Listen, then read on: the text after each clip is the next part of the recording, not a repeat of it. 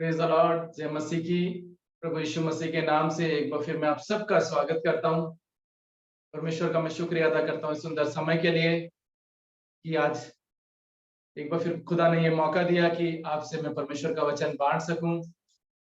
धन्यवाद देते हैं परमेश्वर को इस सुंदर प्लेटफॉर्म के लिए, अल्फा ऑनलाइन मिनिस्ट्री के लिए, जिसके सौजन्य से हम जुड़ पाते हैं और परमेश्वर का वचन आपके साथ बांट सकते हैं।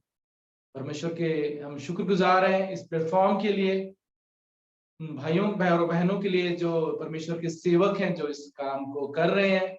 पास्टर भरत कुमार जी के लिए, पास्टर ज्ञानंजन पानी जी के लिए, पास्टर मृत्युंजय कुमार जी के लिए, सिस्टर एलेन और जितनी उनकी ये टीम है जो एक साथ मिलकर ये परमेश्वर का काम कर रही है ताकि खुदा का सुसमाचार बहुतों तक पहुंच सके। परमेश्वर का हम शुक्रिया अदा करते हैं। अपने लिए भी मैं धन्यवाद देता हूँ कि परमेश्वर ने मुझे भी ये सुंदर मौका दिया कि मैं आपके साथ जुड़ सकूं, परमेश्वर के वचन को बांट सकूं। आइए वचन में जाने से पहले हम अपने आप को परमेश्वर के हाथों में सौंपे। आइए हम प्रार्थना में एक मन हो जाएं। खुदाबंद सामर्थी परमेश्वर, आपका हम शुक्रिया अदा करते हैं, आपको हम धन्यवाद देते हैं प्रभु जी, आज के सुंदर दिन के लिए, सुंदर समय के लिए कि आपने ये मौका दिया एक बार फिर कि आपकी हजूरी में हम आ सकें, आपके वचन को सुन सकें प्रभु। क्योंकि हम जानते हैं आपका वचन कहता है कि हर चीज परमेश्वर एक दिन मुरझा जाएगी प्रभु, जो पर आपका वचन है वो युगानुयुग स्थिर रहेगा। आपका वचन ही परमेश्वर प्रभु एक मैं है जो हमारे जीवन को बदलने की सामर्थ्य रखता है, क्योंकि ये आपके मुख से निकला हुआ वचन है तो कभी खाली नहीं जाता, और जिस काम के लिए ये निकलता है ये अपना काम पूरा करता है। ये वचन हमेशा प्रभाव लाता है। हम धन्यवाद देते हैं प्रभु कि आपका वचन आज भी हमारी राहों के लिए उजाला है। धन्यवाद देते हैं, आपका शुक्रिया अदा करते हैं। धन्यवाद देते हैं खुदा कि आप हमसे बात करते हैं, आप हमें परमेश्वर सही करते हैं, अपने वचन के द्वारा हमें आईना दिखाते हैं ताकि हम अपने जीवन को सही कर पाए। धन्यवाद देते हैं प्रभु इस सुंदर समय के लिए। आगे का समय आपके हाथ में सौंपते हैं, आप ही बात कीजिए, आप ही अनुवाद कीजिए, पवित्र आत्मा ही हमें सिखाए ताकि इस वचन के द्वारा हम सब आशीष पाने पाए। धन्यवाद देते हैं यीशु मसीह के नाम से इस दुआ को मांगते हैं, आमीन। आइए हम परमेश्वर का वचन देखेंगे जो बाइबल में आज लिया गया है। पहला पत्रस उसका 3रा अध्याय और 10वां वचन। यहाँ पर पत्रस ने जो ये वचन, ये पत्री लिखी है, और इसमें 10वें वचन में वो कहता है, क्योंकि जो कोई जीवन की इच्छा रखता है और अच्छे दिन देखना चाहता है, वह अपनी जीभ को बुराई से और अपने होठों को छल की बात करने से रोके रहे। यहाँ लिखा है कि अच्छे दिन हम कैसे देख सकते हैं और उसका क्या प्रिंसिपल है। बाइबल में आज हम सीखेंगे कि हम सब अपने जीवन में अच्छे दिन देखना चाहते हैं, कि हम अच्छे दिन देखें। और बाइबल कहती है कि सिर्फ हमें एक काम करना है अगर हम अच्छे दिन देखना चाहते हैं। यहाँ वचन कह रहा है, इसमें लिखा है, जो कोई जीवन की इच्छा रखता है और अच्छे दिन देखना चाहता है, वो अपनी जीभ को बुराई से और अपने होठों को छल की बात करने से रोके। अच्छे दिन देखने के लिए यहाँ पर परमेश्वर का वचन हमें सीधी और साफ बात कह रहा है कि अपनी जीभ को बुराई से और अपने होठों को छल की बात करने से रोके। ये ही है यहाँ पर वचन हमें कह रहा है, अगर हम अपने जीवन में अच्छे दिन देखना चाहते हैं तो हमें जो बातें हम बोलना चाहते हैं हमें वो नहीं बोलनी है, और जो बातें हमें बोलनी चाहिए सिर्फ हमें वो बोलनी है। जानते हैं हम सब बहुत कुछ बोलना चाहते हैं, और पत्रस कहता है जो तुम बोलना चाहते हैं वो मत बोलो, और जो तुम्हें बोलना चाहिए वो तुम बोलो। कई बार अगर हम देखें कि हम इतना बोलते हैं पूरा दिन भर में, और कई बार अगर हम बैठकर अपने आप को देखें और जांचें तो कई बार लगता है कि हमने बहुत सारी बातें व्यर्थ में बोली थी, और उससे हम अच्छी बातें बोल सकते थे, उससे हम बेहतर बातें बोल सकते थे। आज कितने लोग ईमानदारी से ये बोल सकते हैं कि उन्होंने कई बार ऐसी बातें बोल दी जो उन्हें नहीं बोलनी चाहिए। कई बार हमारी गलत बातों के कारण हमारे जीवन में हम आशीषों को रोक देते हैं, क्योंकि जितना वचन प्रभाव डालता है, जितना अच्छी बातें प्रभाव डालती हैं, उतना ही गलत बातें भी प्रभाव डालती हैं। इसलिए याकूब 3:10 में लिखा है, एक ही मुख से आशीष और श्राप दोनों निकलते हैं, एक ही मुख से। तो बाइबल कहती है यदि पृथ्वी पर कोई एक कोई दो जो एक मत हो, मतलब है कि हम शैतान के साथ भी एक मत हो सकते हैं, हम पवित्र आत्मा के साथ भी एक मत हो सकते हैं। पवित्र आत्मा भी इस पृथ्वी पर है और शैतान भी यही इस धरती पर है। और जब हम गलत विचारों को अपने अंदर आने देते हैं, तो हम उस शैतान के साथ एक मत हो जाते हैं। और यहाँ बाइबल का वचन आज मुझे और आपसे कह रहा है, अगर हम अपने जीवन में अच्छे दिन देखना चाहते हैं, तो पतरस अगले वचन में कहता है, 1 पतरस 3:11 में, तो बुराई का साथ छोड़ दो और भलाई करो और मेल मिलाप को ढूंढो और उसके यत्न में लगे रहो। आज मैं चाहता हूं कि आज हम थोड़ा अपने खुले हृदय के साथ हो जाएं और अपने प्रति ईमानदार हो जाएं। कई बार क्या होता है, हम दूसरों के प्रति जब ईमानदार हो जाते हैं ना, तो हम दूसरों के जीवन में भलाई लेकर आते हैं। पर जब हम खुद के प्रति ईमानदार होते हैं, तो हम अपने जीवन में भलाई लेकर। और बाइबल में जानते हैं एक बहुत ही अद्भुत विवाह है, सबसे खूबसूरत विवाह जिसका बाइबल में जिक्र है, वो है इसहाक और रेबेका की शादी। उत्पत्ति 24 में उस विवाह का वर्णन है। और जानते हो कि इस जोड़े को जो जब जोड़ा गया परमेश्वर ने, तो उसका सूत्रधार किसे बनाया? उसका सूत्रधार बनाया, बाइबल कहती है, एलियाजर को उसका सूत्रधार बनाया। पर आप जानते हैं जब एलियाजर अपने ऊंटों के साथ नाहोर के नगर में पहुंचता है और रिबिका से कहता है कि अपने घड़े से मुझे थोड़ा पानी पिला दे, और रिबिका उस एलियाजर को पानी पिलाने के बाद कहती है, मैं तेरे ऊंटों के लिए भी पानी लेकर, और वो उसके सब ऊंटों को पानी पिलाती है। रिबका से तो एलियाजर ने सिर्फ खुद के पानी पीने के लिए उससे मांगा था, और रिबका बाइबल कहती है एक बड़े प्रतिष्ठित व्यक्ति की बेटी थी, फिर भी सिर्फ उसने उस इंसान को पानी नहीं पिलाया, और उसने क्या किया, उसके साथ उसके ऊंटों को भी पानी पिलाया। और उस वक्त पानी लाना आसान चीज नहीं थी, कुएं से पानी खींच कर बाहर निकालना पड़ता था, और बहुत आसान काम नहीं था। और ऊंट बहुत ज्यादा पानी पीते हैं, बहुत ज्यादा पानी पीते हैं। पर बाइबल कहती है कि वहां पर रेबिका ने भलाई की, और उसने कोई भी ऐसा विचार अपने अंदर नहीं आने दिया कि मैं तो एक प्रतिष्ठित पिता की बेटी हूं, इसने मुझसे सिर्फ पानी मांगा है, मैं इसके ऊंटों को पानी क्यों पिलाऊं। बाइबल कहती है कि रेबिका एलियाजर को तो नहीं जानती थी, पर उसने एलियाजर को भी पानी पिलाया, एलियाजर के ऊंटों को भी पानी पिलाया। पर वो नहीं जानती थी जिस एलियाजर के ऊंटों को वो पानी पिला रही है, वही एलियाजर के साथ उन्हीं ऊंटों पर बैठकर वो उस देश में जाएगी जहां परमेश्वर ने उसके लिए इसहाक को रखा हुआ। एक्चुअली खुदा ने उसे आशीष के रूप में एलियाजर को भेजा था, पर रेबिका ने वहां अपनी बिल्कुल भी कोई सोच नहीं लगाई, अपने मन की कोई बात को नहीं सुना कि मैं इसे क्यों पानी पिलाऊं। उसने परमेश्वर के जन को वहां रिजेक्ट नहीं किया। रिबिका ने उससे पानी पिलाया, उसके ऊंटों को पानी पिलाया, और वही एलियाजर उसके लिए आशीष बना। उसी के ऊंटों पर बैठकर वो उस अपनी आशीष तक पहुंची, और उन्हीं ऊंटों पर बैठकर वो इसहाक के पास पहुंची। आज हमारी आशीष और हमारी हार के बीच में एक ही चीज है, वो है हमारी सोच, हमारे विचार। जानते हैं आज प्रॉब्लम कहीं भी बाहर से नहीं है। कभी कभी हम कहते हैं कि हमारे जीवन में जो प्रॉब्लम है वो बाहर से है। प्रॉब्लम बाहर से नहीं है, प्रॉब्लम हमारे अंदर है। प्रॉब्लम हमारे अंदर है, हमारे विचारों में है, हमारी सोच में है, हमारे मन में है।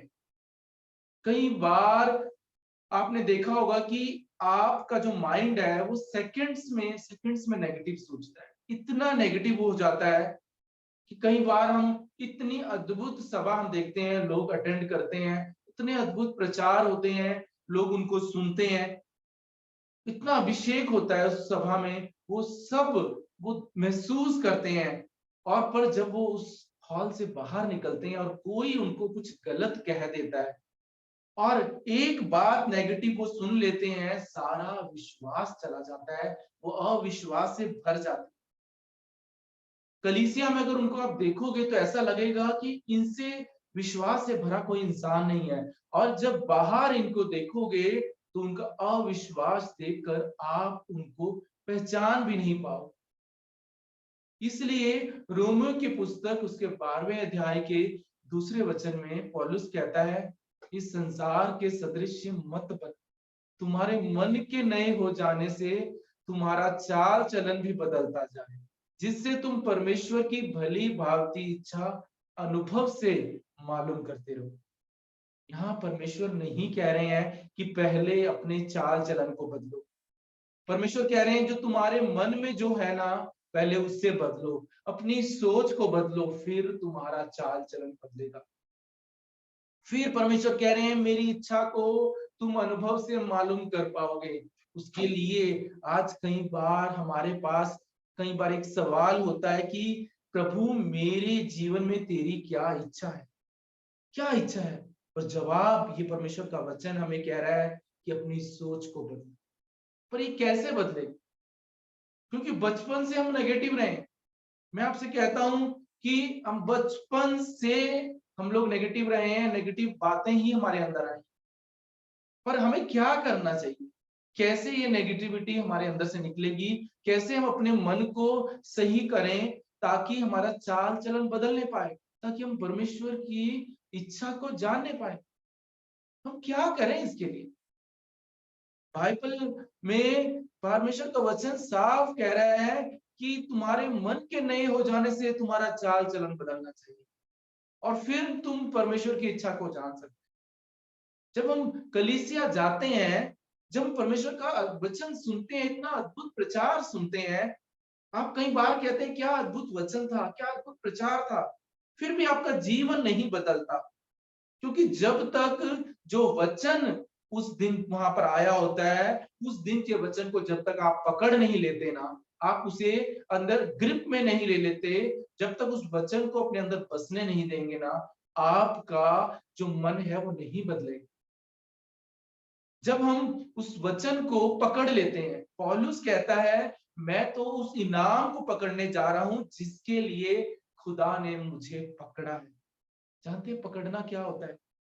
आज मैं कलीसिया गया, परमेश्वर का अद्भुत वचन आया, प्रभु मुझसे बात कर रहे थे, पर मैं एक नेगेटिव सोच वाला इंसान हूं, पर जो वचन जो मैंने सुना, मैंने उसको पकड़ लिया, मैंने उसको पकड़ लिया कि प्रभु मैं तेरे वचन को पकड़ कर चलूं। और जब हम वचन को पकड़ कर चलेंगे ना, तो आप रोशनी में चलेंगे, तब आपके जीवन में रोशनी ही आएगी, क्योंकि परमेश्वर खुद आज हमारे बीच में मौजूद है इस वचन के द्वारा। जब हम वचन को पकड़ लेते हैं, हम परमेश्वर को पकड़ लेते हैं, फिर हम रोशनी में चलते हैं, तभी हमारा मन बदल सकता है। जिस दिन इजरायली मिस्र से निकल कर जा रहे थे, उस वक्त सब जगह अंधकार था, सब जगह अंधकार था, पर लिखा है जहां इजरायली लोग जा रहे थे वहां रोशनी थी। क्यों? क्योंकि परमेश्वर खुद उनकी अगुवाई कर रहा था। वहां पर परमेश्वर खुद वहां पर बादल का खंबा, रोशनी का खंबा बनकर उनकी अगुवाई कर रहा था। बोलिए कि आज अपने मुख से कि इस संसार में सब जगह अंधकार होगा, पर मेरे जीवन में तो हमेशा रोशनी रहेगी। आज आपकी लाइफ में आप बहुत ज्यादा हो सकता है बुद्धि से चल रहे होंगे, बहुत ज्यादा अपनी समझ से चल रहे होंगे, और चल चल के आप थक गए, इतना थक गए होंगे कि अब आपको लग रहा होगा कि अब मैं क्या करूं। मुझसे और आपसे कह रहे हैं कि अपनी बुद्धि को बुद्धि की जगह यूज करो, और अपने विश्वास को विश्वास की जगह यूज करो। आज वो समय आ गया है कि हम अपनी बुद्धि को अपनी बुद्धि की जगह यूज करें, और अपने विश्वास को विश्वास की जगह यूज करें। किसी इंसान को बाइबल में नहीं कहा गया किस इंसान को कहा गया कि इस लड़ाई को तुझे नहीं लड़ना है? वो था यहोशापात। एक चीज आज 90% बिलीवर्स में नहीं नजर आती कि वो अपनी विपत्तियों में परमेश्वर को वो नहीं ढूंढते, अपनी विपत्तियों में वो डर जाते हैं। यहाँ यहोशापात को देखते हैं कि वो नहीं डरा, वो अपनी विपत्तियों में जब डर गया तुरंत तो अपने परमेश्वर को खोजने लग गया। आज परमेश्वर के लिए सबसे बड़ी मुश्किल कलीसियाओं में जानते क्या है? विश्वासियों के बीच में अविश्वास। और जब अविश्वास आ जाता है ना, जब डर आता है और उसके बाद हम डर में बने रहते हैं और अविश्वास आ जाता है, तब परमेश्वर हमारे जीवन में कुछ कर नहीं सकता। आज परमेश्वर के लिए सबसे बड़ी समस्या विश्वासियों के अंदर वो अविश्वास है। जानते हैं जब यीशु इस दुनिया में थे तो उन्होंने दुष्ट आत्माएं निकाली, बीमारों को चंगा किया, पर एक जगह ऐसी थी जहां पर वहां कोई आश्चर्य कर्म वो नहीं कर सकते। बाइबल कहती है उनके अविश्वास के कारण यीशु मसीह कोई सामर्थ के काम नहीं कर पाए, वो नगर था नासरत। ये क्वेश्चन इतना कड़वा है पर ये सच है कि यीशु वहां पर कुछ नहीं कर पाए। क्यों? और बाइबल कहती है कि पवित्र आत्मा वहां काम नहीं कर रहा। यशायाह 66:1 और 2 में लिखा है स्वर्ग मेरा सिंहासन है और पृथ्वी मेरे चरणों की चौकी है, तुम मेरे लिए कैसा भवन बनाओ। वो कहता है मैं उन पर दृष्टि करूंगा जो दीन और खेदित मन के हैं, जो मेरा वचन सुनकर उसका आदर करते हैं। मैं आज ही आया। हमारी प्रॉब्लम क्या है? हमने सब कुछ अपने अंदर रखा है पर एक चीज हम अपने अंदर नहीं रखी, वो है परमेश्वर का वचन। जानते हैं जिसके पास वचन नहीं है ना, उसके पास हालात है।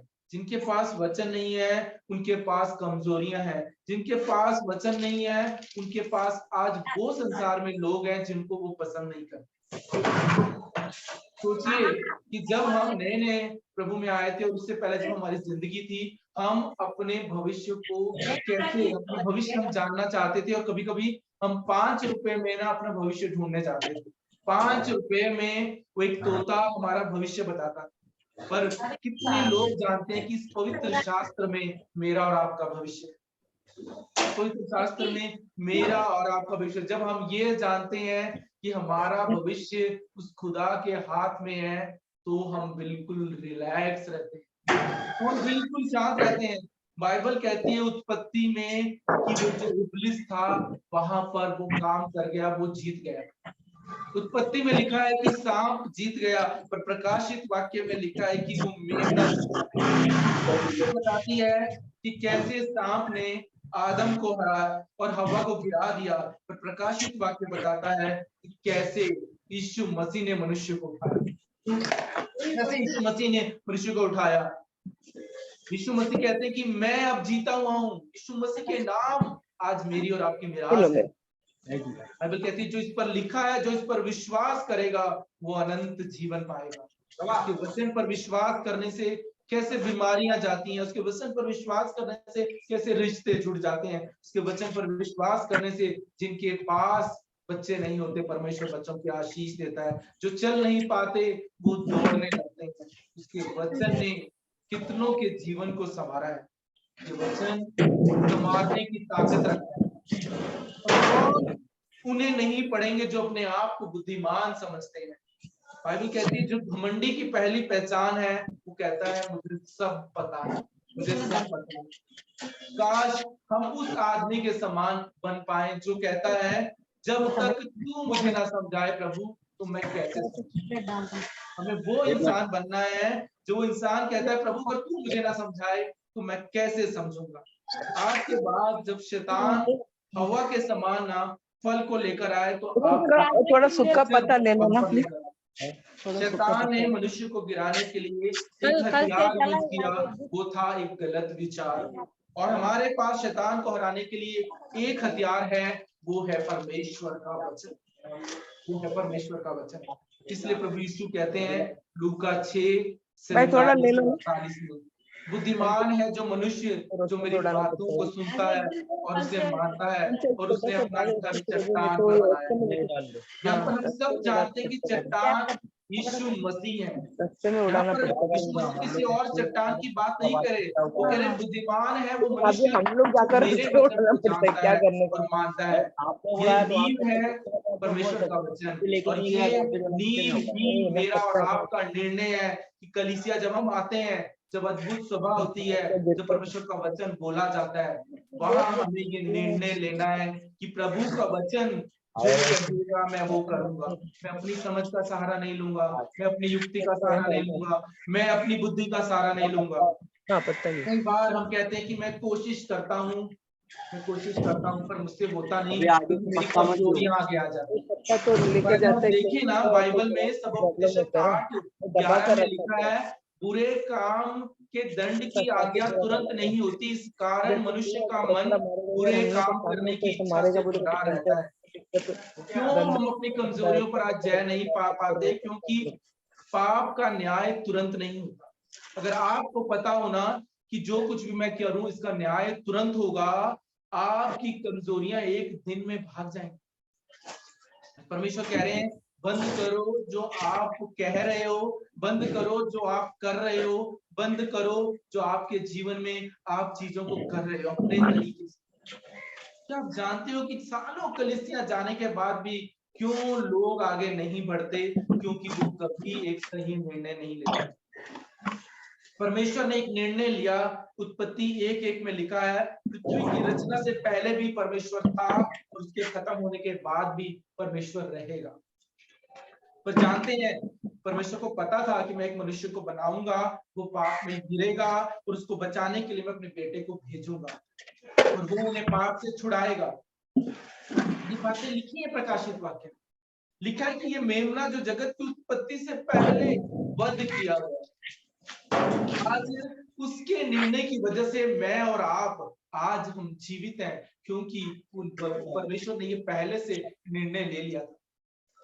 और एक निर्णय मुझे और आपको लेना है कि अगर हम अपने जीवन में अच्छे दिन देखना चाहते हैं, अगर हम चाहते हैं कि यीशु मसीह हमारे जीवन में काम करे, क्योंकि उसके वचन में ही जीवन है। प्रभु से कहें प्रभु जैसा तू है वैसा मुझे बना। नीति वचन 4:23 में लिखा है, सबसे अधिक अपने मन की रक्षा कर, क्योंकि जीवन का मूल सूत्र यही, सबसे अधिक 2 दिनों नया आदमी आया क्या? जानते हैं जो हमारे मन में चलता है वही हमारी सोच में चलता है। आप सोच रहे होंगे कि आप कल क्या बनने वाले हैं, पर सबसे बड़ी प्रॉब्लम है हम क्यों परेशान रहते हैं? क्योंकि हम अपने अंदर गलत विचारों को आने देते हैं, उसको करते हैं। हमने वचन से नहीं सीखा, हमने अपने विचारों को अपने अंदर आने दिया, कभी भी वचन के द्वारा उन विचारों को नहीं रोका। पौलुस कहता है ये वचन जो तेरे मन में है तेरे मुंह में है, और क्या हमारे अंदर है वही हमारे बाहर आता है। कितनी बार जब हम खाली बैठते हैं कि हम सोचते हैं कि क्या क्या यीशु मसीह ने हमारे बारे में किया, कितनी बार हम ये सोचते हैं। अगर किसी इंसान ने हमारे बारे में कुछ गलत कहा हो, हम जब बैठते हैं हम वही बात करते हैं बार बार, पर हम कितनी बार ये बात करते हैं कि यीशु मसीह ने मेरे जीवन में क्या किया। मैं कहता हूं आपसे, अगर आप अपने जीवन में उसके वचन को जड़ नहीं पकड़ने देंगे ना, और उसके वचन पर ध्यान नहीं लगाएंगे और अपने मुख से उससे बार बार उसकी चर्चा नहीं करेंगे और सिर्फ उन लोगों की चर्चा करेंगे जिन्होंने कल आपके साथ बुरा किया, आज आपके साथ बुरा कौन बंद किया, किया? और आप फ्यूचर में उन बातों को पकड़ कर चलेंगे, आपकी लाइफ इधर ये कुंडी कौन डाला है? क्योंकि कौन बंद किया? आपने अपने अंदर उन बातों को पकड़ कर। बाइबल कहती है इधर आप अगर पानी तुम बुरे विचारों को अपने अंदर से आने दोगे, इस मुख से बुरी बातों को देखोगे, तो आप अपने जीवन में अच्छे दिन नहीं देख सकते। ये हमारे हाथ में है, मुझे और आपको निर्णय लेना है। हमें अपने हर दिन अपने मुख से ये घोषित करना है, अपने लिए, अपने परिवार के लिए। ये वचन ही एक ढाल है जो हमारी नकारात्मक बातों से हमें बचाएगी। जानते हैं कई बार हम वचन पढ़ते हैं और वचन हमें याद नहीं रहता, पर 10 साल से पहले अगर किसी ने हमारे साथ बुराई की होती है, हमें वो याद रहती है, हमें वो याद रहती है। इसलिए 10-11 में परमेश्वर कहते हैं कि अगर तुमको मैं बोला हो मुझसे आरो तो प्रेम मत करते बोलो, हो तो मत मेरे बोलो, वचनों मत से बोलो। भी हो तुम्हें जाएगा तो प्रेम बोलते करना आंटी, होगा, आंटी, आंटी मेरे को बोलता है। वचनों से भी तुम्हें प्रेम अरे करना इतना होगा। गुस्सा क्योंकि तुम्हारे ऊपर आया। अगर हम ये कहते हैं कि हम परमेश्वर से प्रेम करते हैं, उसकी बातों को नहीं मानते, तो हम झूठ बोलते हैं। इसलिए यीशु लेकिन मसीह क्यों का नाम भी तुमको मैं कहते हैं बताया ना जो तुमको। मेरे वचन से प्रेम करते हैं, जो मुझसे प्रेम करते हैं, वो मेरे वचन पर चलते हैं और उनके लिए मैंने सारी आशीषों को रखा है। हम कई बार कहते हैं कि मांगोगे तो मिलेगा, मांगोगे तो मिलेगा, पर ये आधा वचन है। जब तुम प्रार्थना में ये क्लेम करते हो ना, मांगोगे तो मिलेगा, तो पर देख यहाँ ये बाइबल में आगे लिखा है, यदि तुम मुझ में बने रहते हो, मेरा वचन तुम में बना रहता है, तो जो कुछ तुम मांगोगे तुम्हारे लिए हो जाएगा, तुम्हारे लिए हो जाएगा, अगर तुम मुझ में बने रहते हो। कितने लोग चाहते हैं कि प्रभु का वचन आपको स्थिर करे, कितने लोग चाहते हैं कि आप आशीषों के बारिश अपने घरों में ना ये लिख दें कि मैं अपने जीवन में आशीष चाहता हूं। बाइबल कहती है अगर अच्छे दिन देखना चाहते हो तो अपनी जबान को बुराई से रोक दो, व्यर्थ की बातें बोलना बंद कर दो, इधर उधर की बातें बोलना पीने का बंद कर पानी दो, इधर से भरो। क्योंकि जहां बहुत ज्यादा बातें होंगी वहां बुराई ही होगी। मैं आपसे कहता हूँ जितना अधिक आप व्यर्थ की बातों को करोगे ना, आपकी तो हर चीज आपके जीवन में कमजोर होती जाएगी। इसलिए परमेश्वर कह रहे हैं अपने मन की रक्षा कर और मेरे वचन पर तू ध्यान रख। यशायाह 55:3 में परमेश्वर का वचन कहता है, यहाँ भविष्यवक्ता ये नबी आगाह कर रहा है मनुष्यों को, कान लगाओ और मेरे पास आकर मेरी सुनो, तब तुम जीवित रहोगे और मैं तुम्हारे साथ सदा की वाचा करूंगा। तो यही जीवन के वचन लेकर यीशु मसीह आए और वो कहते हैं बुद्धिमान है वो मनुष्य जो मेरी बातें सुनता है और मानता है, उसने अपना घर चट्टान पर बनाया। जानते हैं मलिनता और धार्मिकता इस संसार के अंत तक रहेगी, बुराई और अच्छाई संसार के अंत तक रहेगी। और इसलिए पवित्र शास्त्र की आखिरी पुस्तक में और उसके आखिरी चैप्टर में और आखिरी पेज में पवित्र आत्मा कहता है, प्रकाशित वाक्य 22:17 में वो कहता है, आज जो प्यासे हो वो आए और जो चाहे वो इस जीवन का जल ले लें। कहां से तुम्हें जीवन का जल मिलेगा? बाइबल कह रही है कि आखिरी वक्त में कलीसिया से तुम्हें परमेश्वर का वचन मिलेगा। दुल्हन कह रही है जो प्यासा हो वो जीवन का जल ले ले। आज परमेश्वर की सच्ची कलीसियाओं में आत्मा उतर कर कहता है, आओ जो प्यासे हो जीवन का जल ले। अपने जीवन को हम खुदा के हाथ में सौंपे। जब हम परमेश्वर के भवन में जाते हैं, जब हम उसकी हजूरी में बैठते हैं, तो परमेश्वर का वचन आता है, उसे हम पकड़ लें, उसे हम थाम लें, अपने अंदर बसने दें और हमारे मुख से परमेश्वर का वचन ही निकले। अगर आप अपने जीवन में अच्छे दिन देखना चाहते हैं तो अपनी जुबान को बुराई के लिए रोक दें, और कोई रास्ता नहीं है। यहाँ सीधा और स्पष्ट प्रिंसिपल बाइबल में लिखा है, अगर आप अपने जीवन में अच्छे दिन देखना चाहते हैं, इस मुख को बुराई के लिए रोक दें, इस मुख से व्यर्थ की बातें ना निकालें, इस मुख से वो बातें निकलें जो आशीष की हों, वो बातें निकलें जो दूसरों के ऊपर अनुग्रह लाने वाली, वो बातें निकलें जो आपके जीवन को बदलने वाली। और जब वो बातें आपके अंदर जाएंगी तभी आपका मन बदलेगा, तभी आपका चाल चलन बदलेगा और तभी आप परमेश्वर की सिद्ध इच्छा को जान। आइए हम अपने आप को उस खुदा के हाथ में सौंपें। आइए हम दुआ करें, खुदा से मांगे कि प्रभु कि तेरा वचन हमारे जीवन में अधिकाई से बसे। आइए हम दुआ करें। खुदावंद सामर्थ्य परमेश्वर, हम आपका शुक्रिया अदा करते हैं, हम आपको धन्यवाद देते हैं प्रभु जी आज के सुंदर दिन के लिए। प्रभु आपकी महिमा करते हैं, आपके नाम को हर नाम से ऊंचा प्रभु, आपने इस सुंदर समय दिया कि आपकी आवाज को हम सुन पाए।